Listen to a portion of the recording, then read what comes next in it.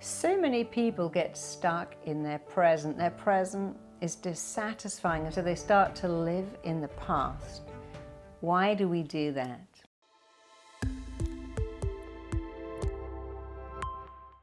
Many people don't even know that the mind cannot future pace. We think, I'm going to see the future, visualize the future, live in the future. I don't like my present, but I'm going to live in this fantasy world. The problem is that one of the things you must understand about the mind is it finds it very hard to future pace. So people who say, next year I'm going to have this beach body, next year I'll be a millionaire, next year I'm going to find love. Your mind does not know what next year is. If you've ever been around children, they'll say things like, Mummy, is it tomorrow today? If I said to my little girl, we're doing that tomorrow, she'd go, is it tomorrow now? Is it yesterday? We get on a plane, we're going to Greece after 10 minutes. She goes, are we there now, Mummy? When are we going to arrive? We get in the car to do a long journey. She goes, are we there? Because they can't future pace. One of the reasons children who are bullied have such a terrible time is when the parents go, next year, you're in a different class, in a different school, the mind can't see that. People who are very depressed, one of the biggest issues with people with depression is they cannot see a happy future. They say, oh, you'll snap out of it, it will be okay, things are going to get better. You must understand that the mind finds it very hard to future pace. You can learn to future pace, but the mind tends to live in the present. So here's the truth. I can only tell you the truth. Your past is gone, and you know what? It's never coming back. It's behind you. It's gone. The present is all you have. The future is promised to no one, but you know how to be happy? You have to forgive the past, especially if it was a disappointing past. Forgive it. Don't keep saying, I had a terrible childhood, my first husband, he was a nightmare. Let the past go. And now feel really grateful for the present. Even if you go, well, what have I got to be grateful for? To be happy, you must forgive the past, let the past go. And then feel good about the present and feel super excited and positive about the future, but live in the present moment. You can't say, next year I'm going to be slim. You have to go, I'm becoming slim right now. This minute, my metabolic rate is better. I'm burning fat. I'm eating better. Next year, I'm going to make lots of money. No, you have to say, this minute, right now, I'm suddenly working out, finding ways to monetize my gifts. I'm creating wealth. I'm making money. In another year, when my kid's a bit older and they've gone to school, I can find love. No, it has to be, I'm finding love now. I'm becoming super successful right now. I'm becoming fit and lean and healthy right now, this minute. You might think, well, that's really strange. It's not true. It doesn't matter. I had a client who came to me, he punched a wall and his hand was so painful. And he was waiting to go to the fracture clinic, and I began to do some healing on him. And I said, your hand is healing right now.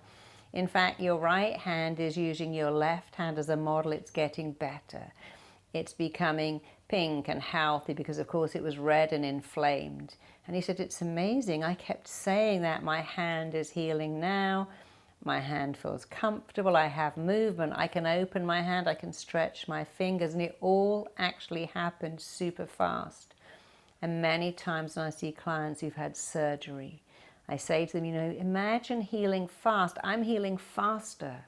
I very rarely get colds. When I do, I never go, well, next week I'll be okay. I go, this cold is working its way out of my body now.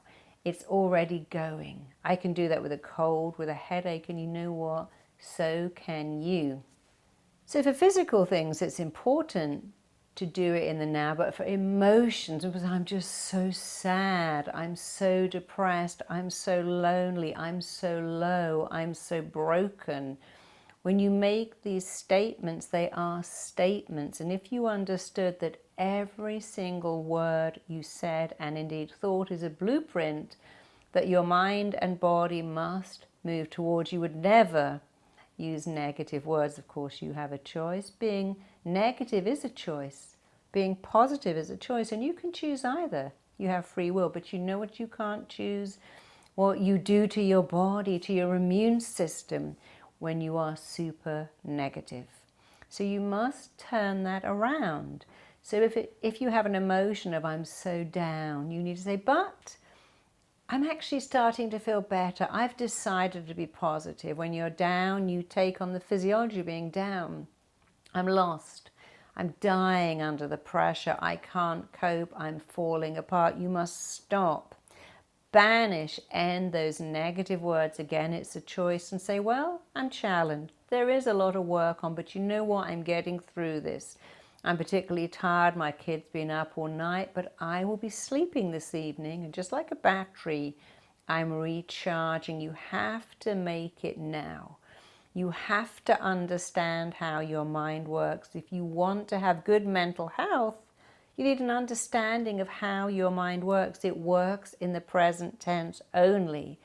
It really responds to positive words, the words you put in front of words. It loves positive pictures. It likes being turned on and excited. So here's a choice. I'm so low. I feel terrible. Everything's shit. I can't even see a way out of it. That's making a picture. Or, well, this is a challenge. It's not perfect, but I'm coping. I have amazing coping skills. I can see the good in anything, and it's all right. It's great. It's good. Occasionally when I feel out of sorts, I think, well, you know, this is great. I'm going to lie on the sofa all day and watch lots of TV, catch up on all the shows, and then tomorrow I'll be great. And of course, tomorrow is future pacing, but that's easier than next year, next month. But I always, when I'm visualizing and talking to myself, I use the words now, right now, this minute. When I write my books, I go, this book is successful now. I'm creating an amazing bestseller now. I can't say next year when it's published, it will do well. I have to go now, this minute. I'm imagining my readers loving my books, even as I write them. That may sound really arrogant, but imagine if I was writing going, oh my God, it's not very good. No one's going to like this. What if it doesn't? What if my publisher hates it? What if I go through all the effort and it doesn't even sell? You see how I'm negative pacing. So even though it's not true, it's better for me to say, okay, I'm writing a bestseller. My audience will love this. You see, you might say the first bit was a lie. It's going to be terrible. It won't sell. You might say the second bit is a lie. You're lying to yourself when you say this is a bestseller. My audience will love it. I'm already imagining people devouring that book. But the first bit was a lie. What if it's awful? What if it dies? What if it stinks up the place and never sells? Here's your choice.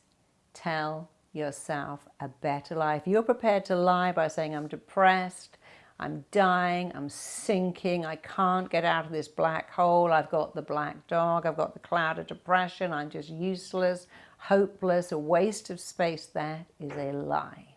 Tell yourself a better lie and your mental health will be vastly improved. Let go of the past, forgive it, let it go. And if it was wonderful, you still have to let it go, because you can't go back. Whether your past was wonderful or awful, you must forgive the past and let it go. If it's wonderful, you don't have to forgive it, but you can't still go, oh, when I was 17, it was so great. My first partner was amazing. I was so happy. The school days were the best days of my life. That's a lie, by the way. Nature would never go, hey, you've just been born. Let's give you great school days and it's all downhill. That can't be right. Your school days are not ever the best days of your life. They're the beginning. Let go of it, forgive it if it needs to be forgiven. And now feel great about where you are, positive, optimistic, full of hope, full of belief, full of great language. And then you can feel excited about the future. You can work towards the future. I'm writing a book, I'm working on my website, I'm creating something, I'm working on myself.